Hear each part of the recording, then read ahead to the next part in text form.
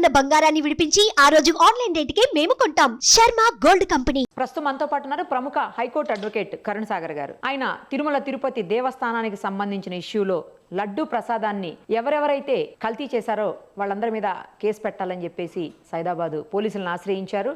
అందులో ex CM Jaganmohan Reddy గారితో పాటు అప్పటి టీటీడీ బోర్డు మెంబర్స్, చైర్మన్ అందరి మీద కూడా కేసు నమోదు చేశారు ఆయన. దీనికి సంబంధించి మరింత సమాచారాన్ని ఆయన అడిగి తెలుసుకుందాం. నమస్తే అండి కరుణ్ సాగర్ గారు.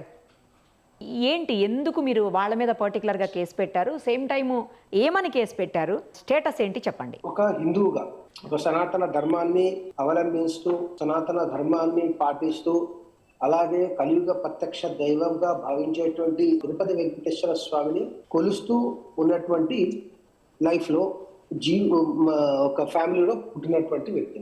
చిన్నప్పటి నుంచి కూడా తల్లిదండ్రులతో పాటు పెద్దయిన తర్వాత పెళ్ళైన తర్వాత పిల్లలతో పాటు ఫ్యామిలీతో పాటు ఫ్రెండ్స్ తో పాటు వెళ్ళి వస్తుంటాం. అక్కడ వెళ్ళొచ్చి అక్కడ ప్రసాదాన్ని చాలా పవిత్రతతో దాన్ని చూస్తుంటాము. కింద పడ్డా కళ్ళకు అదుకొని తింటాము. దాన్ని తీసుకొచ్చి వేరే వాళ్ళకు పంచుతాం.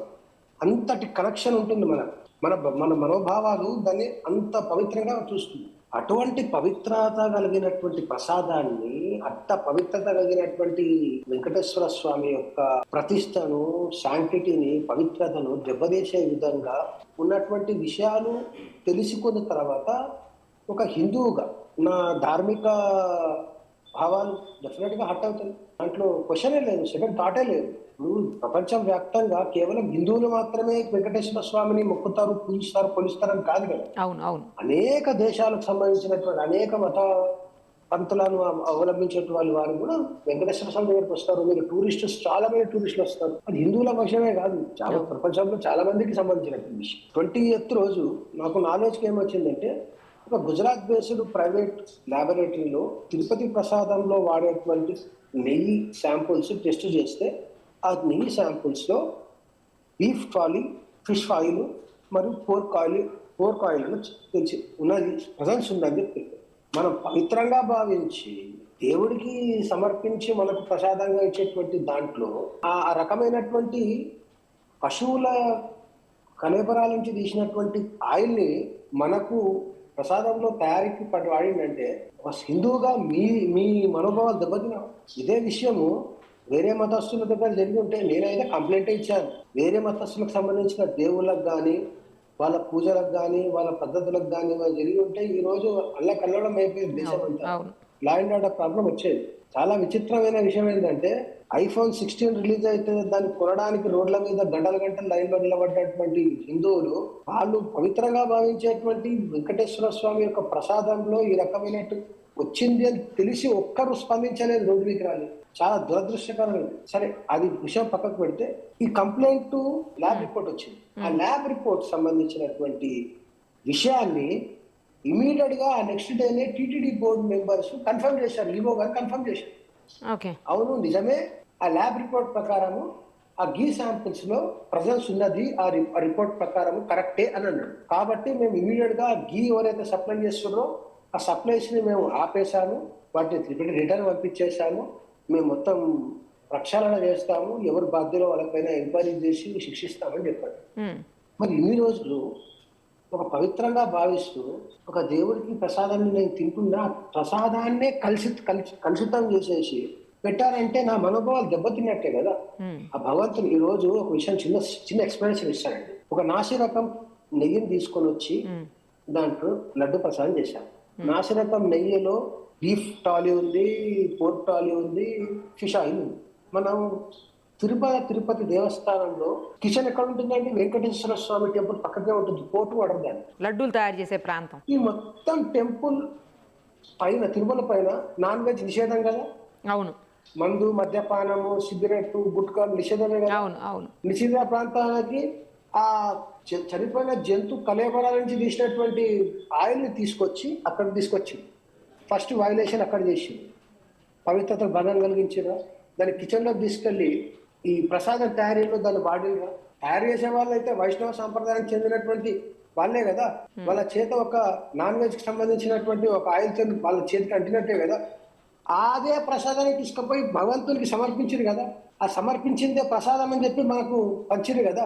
ఇంత పవిత్రమైనటువంటి ప్లేస్ ను అపవిత్రం చేయడమే కాకుండా ఆ అపవిత్రపు ఆయిల్ గీతోటి వాడినటువంటి ప్రసాదాన్ని దేవునికి సమర్పించి మనకి ఇస్తే మనం దాన్ని పవిత్రంగా భావించి తింటే ఈ రోజు నేను మాంసాహార హిందువులు, చాలా మంది శాకాహారాన్ని తిని ఉంటారు. వాళ్ళ ఎంత నిష్టతో అయితే వాళ్ళు శాకాహారాన్ని పాటిస్తున్నారో వాళ్ళ నిష్టను భంగం కలిగించినట్టే కదా ఈరోజు.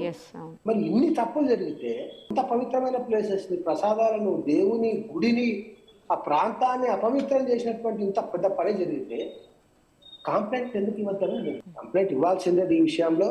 ఇది డెఫినెట్ గా నా యొక్క మనోభావాలే కాకుండా హిందువుల యావత్ భారతదేశంలో ఉంటే హిందువులు మనోభావాలు దెబ్బతీయించినట్టే.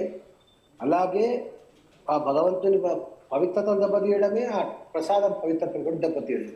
మనము టీవీలో చాలాసార్లు చూసామండి. ప్రెసిడెంట్ ఆఫ్ ఇండియా వస్తారు, వైస్ ప్రెసిడెంట్ ఆఫ్ ఇండియా వస్తారు, తిరుమలకు ప్రైమ్ మినిస్టర్ వస్తారు, అనేక కౌన్సిల్ ఆఫ్ మినిస్టర్స్, స్టేట్ గవర్నర్లు వస్తారు, చీఫ్ జస్టిస్ ఆఫ్ ఇండియా నుంచి అనేక రకమైన జడ్జిలు వెళ్తారు. అందరూ కూడా పవిత్ర భావంగానే వెళ్తారు కదా. ఇప్పుడు ఈ రోజు మీరు ఆ నాశనకమైనటువంటి గీతో ఉన్నటువంటి అవన్నీ ఏదైతే కలేబరాలు చేసినటువంటి కొవ్వును దాంట్లో ఉందంటే వాళ్ళందరికీ అవన్నీ తినిపించినట్టే కదా. ప్రధానమంత్రి గారు తిరుమలకు వచ్చారు. తిరుమలకి ఆయనకు వచ్చినప్పుడు ఆయనకు శాల్వాతో సత్కరించి దేవుని ప్రసాదంగా లడ్డూనే ఇచ్చారు కదా.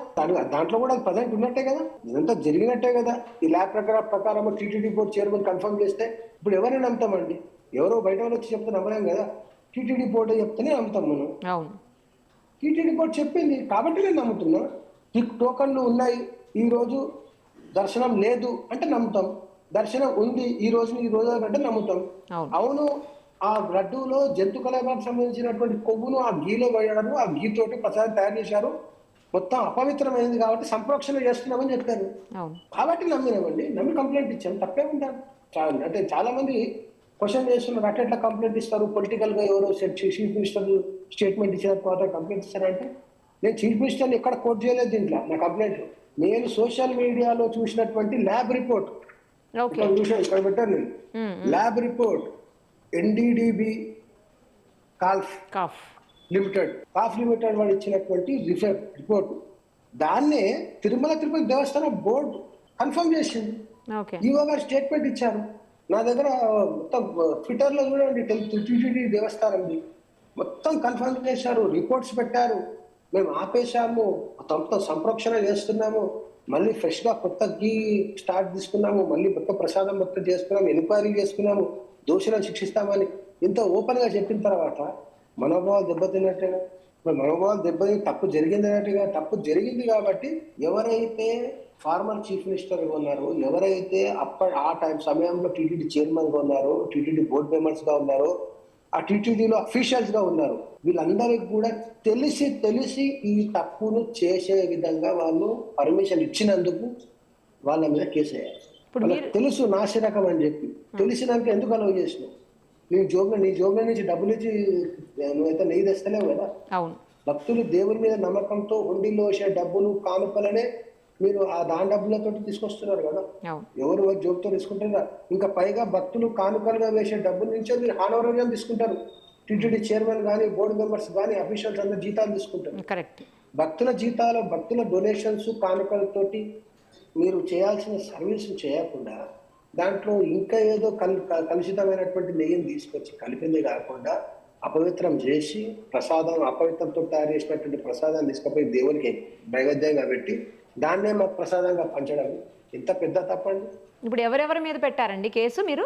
నేను అప్పటి ఫార్మర్ సీఎం జగన్మోహన్ రెడ్డి గారి పైన ఈ సంఘటన జరిగినప్పుడు ఎవరు టీటీడీ చైర్మన్ ఉంటే వారు, ఎవరు బోర్డు మెంబర్స్ ఉంటే వారు, ఆ బోర్డు మెంబర్స్ తర్వాత అఫీషియల్స్ ఎవరైతే ఉంటారు, ఈఓలు కానీ, డిప్యూటీ ఈఓలు కానీ, అడిషనల్ ఈఓలు కానీ, ఎవరైనా సరే దీనికి సంబంధించినటువంటి డిసిజన్ మేకింగ్ లో, ఇంప్లిమెంటేషన్ లో ఎవరు అందరి మీద కేసులు బుక్ చేయాల్సిందే. ఎక్కడండి ఏ ప్లేస్ కంప్లైంట్ చేశారు? హైదరాబాద్ పోలీస్ స్టేషన్ ఇవ్వడం జరిగింది. మా రెసిడెన్స్ ఉన్నటువంటి లోకల్ హైదరాబాద్ వస్తుంది కాబట్టి అక్కడే ఇచ్చాము. పోలీసు వారు దానిపైన లీగల్ ఒపీనియన్ కోసం పంపామని చెప్పారు. వాళ్ళ రిప్లై కోసం వెయిట్ చేస్తున్నాము. ఇప్పుడు ఒక చిన్న ఉదాహరణ చెప్తాను. ఒక బ్యాంక్ మేనేజర్ ఉంటాడు, కింద అసిస్టెంట్ బ్యాంక్ మేనేజర్ అందరూ ఉంటారు. ఒక లోన్ అప్లై చేసి ఫ్రాడ్ ప్లే చేసి లోన్ తీసుకుంటే ఎవరి మీద యాక్షన్ తీసుకుంటారండి? శాంక్షన్ చేసిన అథారిటీతో సహా తీసుకున్న వారికి అందరికీ చేస్తున్నారు. అవును. ఇది కూడా అంతే. తప్పు జరిగిందని కన్ఫర్మ్ అయిపోయిందాక కంప్లైంట్ ఇచ్చాం. కాబట్టి పోలీస్ వారికి నా విజ్ఞప్తి ఏంటంటే దీనిపైన చర్యలు తీసుకోవాలి, సరైన విచారణ చేసి అసలైన దోషులను తీసుకొని రావాలి. ఎందుకంటే ఇటువంటిది పునరావృతం కావచ్చు. ఇంతమంది భావభావాలతోటి ముడిగట్టుకున్నటువంటి ఈ యొక్క విషయం పైన ఇంకోసారి అట్లాంటి అపహాస్యపు అపవిత్రపు చర్యలు జరగద్దని ఇంటెన్షన్తో కంప్లైంట్ ఇవ్వడం జరిగింది. కేసు స్టేటస్ ఏంటండి? పోలీస్ వాళ్ళు నాకు ఇచ్చిన అప్డేట్ ప్రకారము కంప్లైంట్ ను లీగల్ ఒపీనియన్ పంపడం జరిగింది. ఓహో. లీగల్ ఒపీనియన్ లో వాళ్ళకు ఏ రకమైన ఒపీనియన్ దాన్ని బట్టి వచ్చారు. మీరు ఇందాక చెప్పినట్లు కలియుగ ప్రత్యక్ష దైవం అయినటువంటి వెంకటేశ్వర స్వామి అందరికీ దైవం. ఇది మా జిల్లాకి, మా రాష్ట్రానికి, మా దేశానికి అనుకోవడానికి లేదు. ప్రపంచవ్యాప్తంగా ఉన్నారు ఆయనకు భక్తులు. కంప్లైంట్ చేయడంలో తప్పు లేదు. ఖచ్చితంగా దీనికి ఒక పరిష్కారం కనుగొనబడి ఎవరైతే నిజంగా తప్పు చేశారో వాళ్ళు శిక్షించబడాలని కోరుకుందామండి. Thank you so much. Suman టీవీలో మీ పర్సనల్ అండ్ బిజినెస్ ప్రమోషన్స్ కోసం కింది నెంబర్కి కాంటాక్ట్ చేయండి.